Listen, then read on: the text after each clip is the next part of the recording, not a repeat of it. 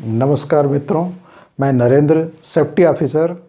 आज हम एक अलग समस्या पर चर्चा करने वाले हैं जो कि एम्प्लॉयज़ से रिलेटेड है। जो एम्प्लॉई हैं या कहना चाहिए क्लास 3-4 के वर्कर्स हैं या कॉन्ट्रैक्ट वर्कर्स हैं, उनसे संबंधित भी कुछ मुद्दे हमारे सामने बार बार आते हैं। कई बार ऐसा लगता है कि वे सेफ्टी के नियम कानूनों को या तो जानते नहीं या जानना नहीं चाहते, या कुछ लोग जानबूझकर के ही गलत कार्य करते हुए नज़र आते हैं। कई बार वो अपने साइट इंचार्ज के साथ या प्रबंधन के साथ असहयोग करते नज़र आते हैं, और कई बार वो इस प्रकार से व्यवहार करते हैं कि जैसे सारे नियम कानूनों को पालन करना सिर्फ मैनेजमेंट की जिम्मेदारी है। कई प्रकार की समस्याएं वे खड़ी करते हैं कि अगर साइट में मेंटेनेंस का काम कंप्लीट हो गया है लेकिन पता चला कि वो गार्ड को लगाए बिना वापस आ गए, तो वो एक प्रकार से अनसेफ कंडीशन वहाँ बन गया। या कई बार तो कुछ लोग हेलमेट में कुछ लिक्विड या पानी या किस और प्रकार की चीज़ों को कैरी करते हुए नज़र आते हैं। कई बार हाइड्रेंट लाइन से लोग नहाते नज़र आते हैं, मुँह धोते नज़र आते हैं, कपड़े धोते नज़र आते हैं, जो कि फायर फाइटिंग के लिए बना हुआ है। इन लोग कई बार साधारण जूते पहन कर आ जाते हैं या कई बार चप्पल में भी कभी नज़र आ जाते हैं। कुछ लोग तो ऐसे मिलते हैं जो कि डस्ट मास्क जेब में रखे रहते हैं और मुंह में गमछा लगा लेते हैं कि डस्ट से इस प्रकार से बचना है।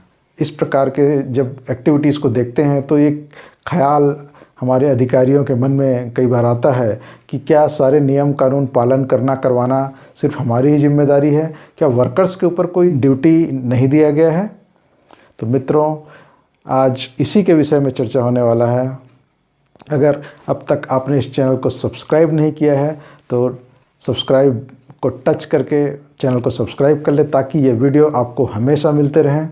हमने पिछले वीडियो में देखा था कि मैनेजर्स को बहुत सी ड्यूटीज़ दी गई है अपने occupational safety, health and working condition code 2020 में, और इंडियन फैक्ट्रीज़ एक्ट 1948 में भी दिया हुआ था।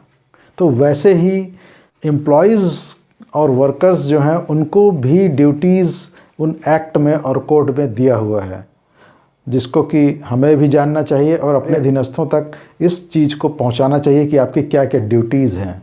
तो सबसे पहले हम देखते हैं कि क्या क्या ड्यूटीज़ हमारे एक्ट और कोड वर्कर्स के लिए हमको बताते हैं। वर्तमान occupational safety health and code 2020 में क्लॉज 13 में ड्यूटीज़ ऑफ एम्प्लॉयज़ के विषय में बताया गया है, जो कि रेगुलर एम्प्लॉयज़ और ठेका श्रमिक उन पर भी लागू होगा। सबसे पहले ये बताया गया है कि उनके कार्य और उनकी गलतियों से वो खुद प्रभावित हो सकते हैं और दूसरे आसपास के लोग भी जो दुष्प्रभावित हो सकते हैं, उन सब को देखते हुए अपने कार्य के दौरान अपने और दूसरों के हेल्थ और सेफ्टी दोनों को ध्यान देना है। इस प्रकार से कहा गया है। उनको ये कहा गया है कि जो भी सेफ्टी हेल्थ रिलेटेड स्टैंडर्ड्स हैं, उनकी अपेक्षाओं को अनुपालन किया जाना है सारे वर्कर्स के द्वारा। अब ये अनुपालन कैसे होगा?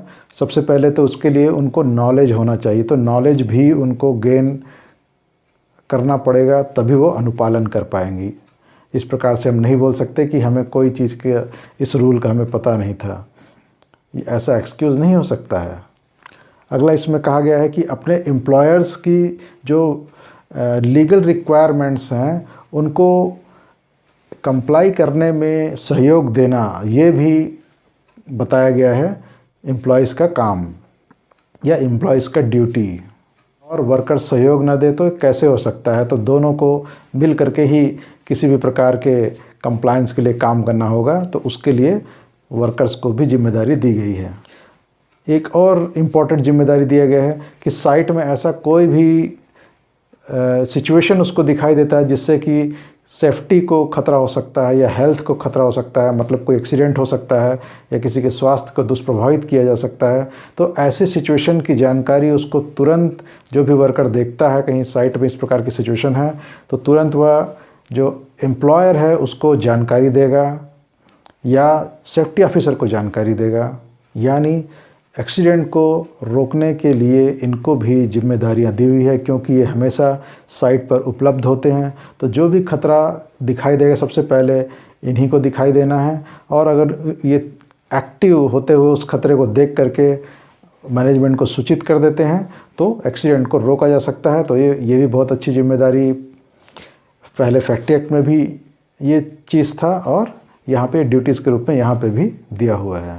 श्रमिकों को स्वास्थ्य की रक्षा के लिए, अपने एक्सीडेंट से बचाव के लिए या चोट से बचाव के लिए और उनके कल्याण के लिए बहुत से सुविधाएं और उपकरण दिए जाते हैं, जैसे कि हॉस्पिटल्स हो सकते हैं, फर्स्ट एड बॉक्स हो सकता है, हेलमेट, सेफ्टी जूते हो सकते हैं, जगह जगह यूरिनल, पानी पीने के लिए नल इत्यादि ये वेलफेयर के लिए, हेल्थ के लिए, सेफ्टी के लिए जगह जगह पे लगे रहते हैं और उनको दिया जाता है, जैसे कि सेफ्टी बेल्ट। तो इस प्रकार के जितने भी उपकरण और जो सुविधाएं हैं उनका जानबूझकर दुरुपयोग नहीं करना है, ये भी ड्यूटी एम्प्लॉइज़ को दिया हुआ है। और इस प्रकार के उपकरणों को, सुविधाओं को जानबूझकर ख़राब नहीं करना है, ये भी उसमें लिखा हुआ है। अधिकतर हम देखते हैं कि फायर हाइड्रेंट लाइन को लोग गलत तरीके से खोल करके उसमें कुछ ऐसा यूज़ करना शुरू कर देते हैं जिससे कि उसकी उपयोगिता या तो ख़राब हो जाती है या उसके वर्किंग में प्रॉब्लम आ जाता है। तो ये चीज़ भी ड्यूटीज़ में आया है कि बिल्कुल भी ऐसे चीज़ों का दुरुपयोग नहीं करना है या उनको ख़राब नहीं करना है। खासकर कुछ लोग हेलमेट को किसी कंटेनर के रूप में यूज़ कर रहे हैं या शावर, जो सेफ्टी शावर लगे रहते हैं केमिकल प्लांट्स में, उसका लोग दुरुपयोग कोई मुंह धोने में, ब्रश करने में करें। तो इस प्रकार की चीज़ों को नहीं करना, ये ड्यूटी के रूप में वर्कर्स को दिया हुआ है। तो कोशिश करें कि हर एक वर्कर तक ये ड्यूटी जाए कि ये आपको जिम्मेदारी शासन प्रशासन के द्वारा दिया हुआ है। अगली उनकी ड्यूटी है कि जानबूझकर कोई ऐसा काम नहीं करना है जिससे कि वो खुद खतरे में पड़ सकता है या दूसरे खतरे में आ सकते हैं। तो उसके लिए भी यहाँ पर क्लियर मना किया गया है। बिना पर्याप्त कारण के और जानबूझकर इस प्रकार की चीज़ें नहीं करनी है। जैसे कई बार कुछ लोग बहुत ही कम छोटे से सकरे रास्ते पर ऊंचाई पर चलना शुरू कर देते हैं किसी कारणवश।